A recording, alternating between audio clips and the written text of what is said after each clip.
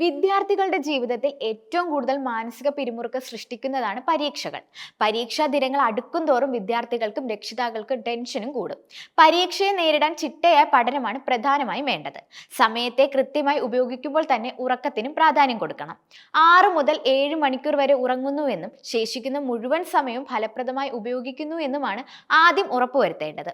ചിലർ അതിരാവിലെ എഴുന്നേറ്റ് പഠിക്കുമ്പോൾ മറ്റു ചിലർ രാത്രി അധിക സമയം പഠിക്കാൻ ഇരിക്കുന്നവരാണ്. ഓരോ വ്യക്തിയുടെയും ബയോളജിക്കൽ ക്ലോക്ക് അനുസരിച്ചാണ് പഠനത്തിന് അവർ കണ്ടെത്തുന്ന സമയത്തിന് വ്യത്യാസപ്പെടുന്നത്.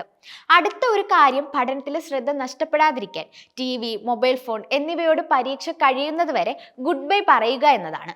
തുടർച്ചയായ പഠനം കുട്ടികളെ തളർത്തുകയും മടി വരാനും കാരണമാകും. അതുകൊണ്ട് 1.5-2 മണിക്കൂർ കഴിയുമ്പോൾ ഒരു ചെറിയ ഇടവേള എടുക്കുന്നത് നന്നാണ്. എങ്ങനെ പഠിക്കണമെന്ന് ആദ്യം മനസ്സിലാക്കിയാൽ കാര്യം സിമ്പിൾ ആയിരിക്കും.